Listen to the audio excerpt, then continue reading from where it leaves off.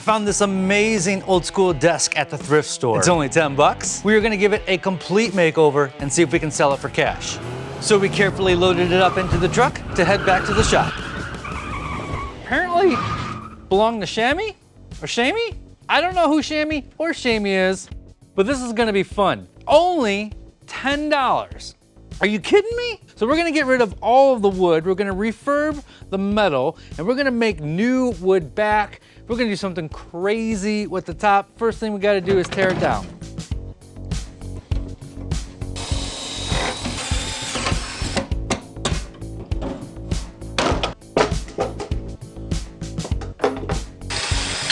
That'll be fun.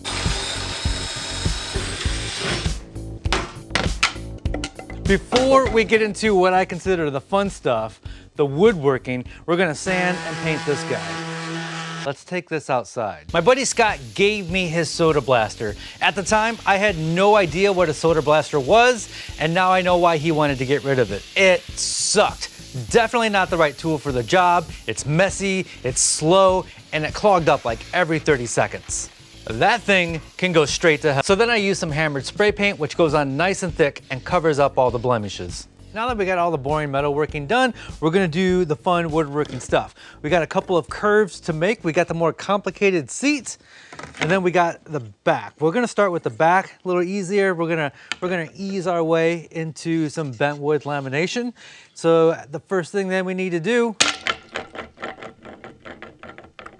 is mill up some wood. I'm gonna go show you my secret stash of wood. Come on.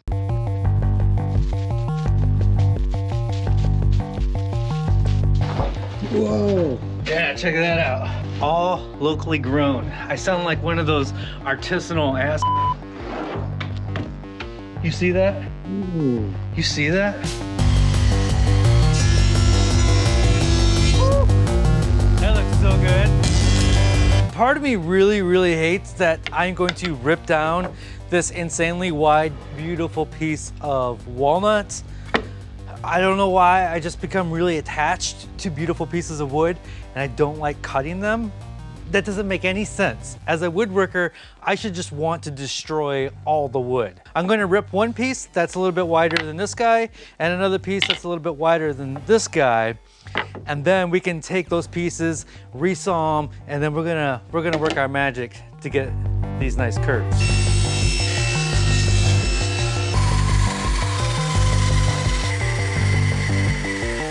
So it turns out this is way more than what I needed. We'll find a use for the extra. So I got 3 pieces of this and 3 pieces of this, and I want the 3 pieces to equal the thickness of this. So currently right now, each one's got a good side and a rough side, so I'm just gonna run it through the planer again. They are bendable, so when we get them into form and glue them up, we will get this shape. So far, so good. We got a 2x6 that we cut up, and now we're going to double up, and we're going to use this to make our form. So I'm going to glue these guys together. No need to get too fancy with the glue up here. So now I'm going to take my existing back, draw the curve on here, and we'll cut that out over on the bandsaw. You can't just do this in one cut. You actually have to remove all of this material because the radius of this curve is different than the radius of this curve. So if I only did one cut and then added a 1/2 inch of material between there, it wouldn't all line up and it wouldn't glue up correctly. If you're confused, just live with it and just know that you have to remove as much material as you're going to be putting back in there. Otherwise it ain't going to work. Trust me. Are you trusting me? Dale, you trust me? Trust you, bro. You trust me. Dale, trust me?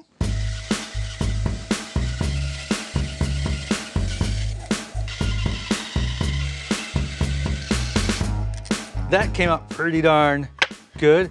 That was the max depth of my little bandsaw, but that's gonna work out great. I got one for the one slat and then one for the other one, just to save me a little bit of time, and glue them both up at the same time.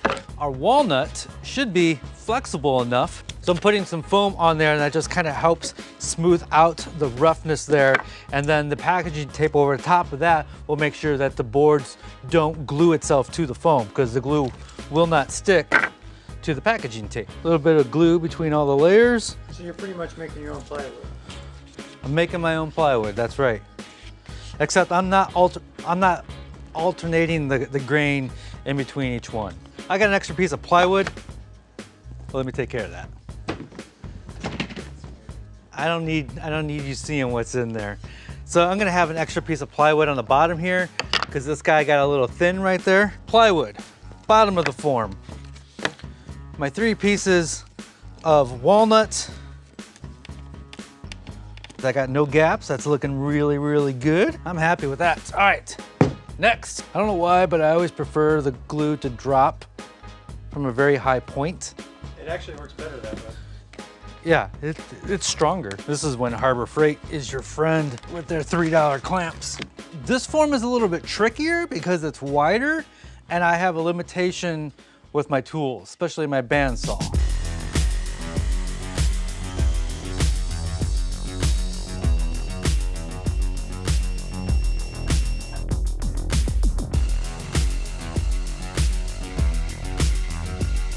We got that first curve on this board.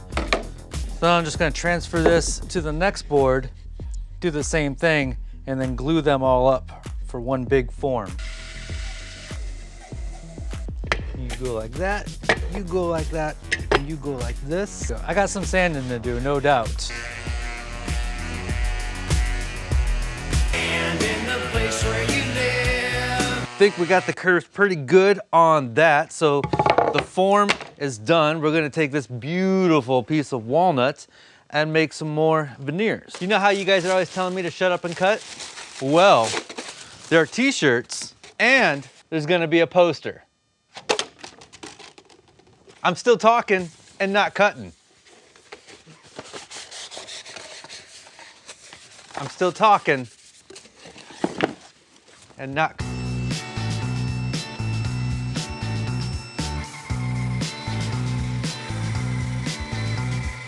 Before we get these guys on the form, I've taped them up so I can get a little bit of CA glue on the seams here. That is going to make life a little bit easier for me in the future. What kind of things are you working on for the channel? Hitting me with the tough questions. So right now we try to do weekly projects. I want to do weekly projects, but also have one big project going in the background. Okay. So one project that's going to take months to do. And so we're currently working on that. There's been hints of this project around in the shop. This is where the magic happens.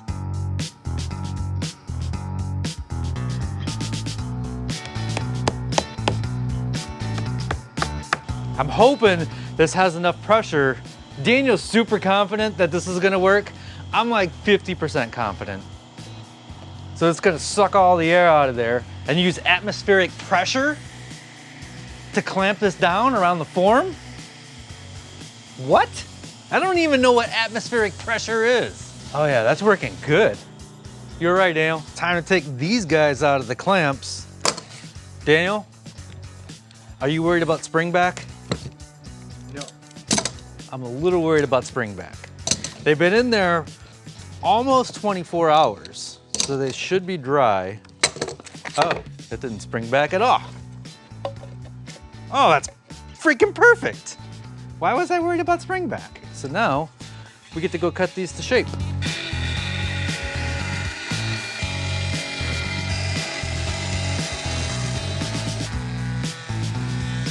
Before we bolt that to the chair, I want to get one coat of finish on there because some of the parts are going to be hidden by the metal, and I just want to make sure. You know how kids, they're messy, they're spilling their milk everywhere, their school milk everywhere. You can't even see the laminations. There's 3 pieces in there. Ugh, real good in there, nice and tight. Like your mom.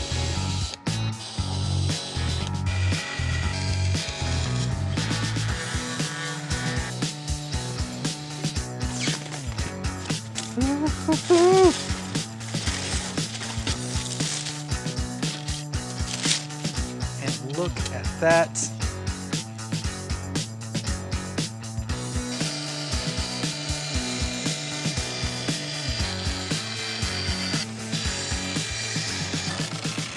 We haven't even gotten to the good stuff yet. The top is where I get to have some fun, be a little artistic, piss off some of the people who are like, you ruined the thing. Like, whenever I add my own little to a project, people get upset.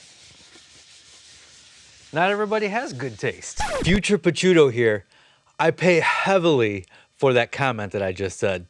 You'll see. You'll see.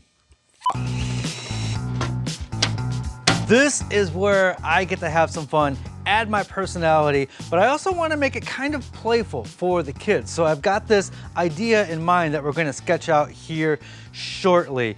Before I do that, over here on the chair, I didn't get enough bolts. I'm actually 4 short. Also, I got nuts to go on the back. I don't think that's gonna look very good. So instead, I think nut caps are gonna look so much better. So we're gonna head to the store and go get some nut caps. We're on our way to Home Depot to go get some cat nuts and some more paint because we chipped the paint a little bit while fitting the wood. While doing so, I'd like to tell you about today's sponsor, and that is Squarespace. Eyes on the road. Eyes on the road. I'm gonna look this way. I've been using Squarespace for over 10 years, and I used to be a professional web developer, so I know what it takes to develop a website from the ground up. No more. No more. I'm so glad I don't have to do that. I can focus on what matters. What's going on? It's a 67. There's so many great features about Squarespace. You can have a contact form, you can have a calendar where people can book time, you can sell both physical and digital items, you can bring in all your social media feeds, and you can have your entire web presence all in one compact area. And you can even get your domain name through Squarespace as well as your e-blast service. You can have your entire web presence all in one central place. That's why I love Squarespace. It's so easy to use. It's drag and drop, it's copy and paste, and they make you look good. They make me look good. When you're ready, visit squarespace.com, and when you're ready to launch, visit squarespace.com/makesomething for 10% off your first purchase of a website or domain. Thank you, Squarespace. Now let's get the school desk back together. Stop giving me crap about not wearing a shoulder belt. I got my seatbelt on. It doesn't have a shoulder belt. It's an old jalopy. I don't know what the word jalopy actually means. So the general shape is going to be that. We will veneer this with walnut, but within the walnut, I want to draw some blob. I'm just gonna freehand this and have these blobs kind of interact and play with each other. I know it looks weird and childish now, but when you see what it's gonna look like with the different veneers in there, I think it's really gonna pop. So I take a photo of it, import that into Illustrator, and I think most people would do a trace, but I like using the paintbrush tool because it creates really smooth lines, and I don't need it to be exact. So I'm just gonna use this and then just kind of roughly trace over that. I find this works really quick. So now over here at the Raja R400, I got a piece of walnut veneer in here to cut the outside shape. This is gonna look so good. So now we get to have some fun with some colors. I then pieced and glued everything together and threw it into the vacuum bag as a clamp. I rarely ever do this on a project, but I hate it. I hate it, I hate it, I hate it. I thought this was gonna be fun and playful and look good, and I spent 40 bucks on dyed veneers. I'm just gonna sand this all down and veneer it with walnut. It's gonna look so much better, and I'm gonna be so much happier. And then once that was dry, I did some final shaping and rounding over. After piecing everything back together and some heavy coats of lacquer, we are done, and I love it. If I were keeping this for myself, I would have carved my favorite metal bands on top, just like I did in the 80s. I'm putting this up for sale locally on Facebook Marketplace, and I will use that money as my budget for the next thrift store upcycle. In that video, I will let you know how much this sold for. Right here, I got a playlist of all my previous thrift store upcycles. Be safe, have fun, stay passionate, and make something.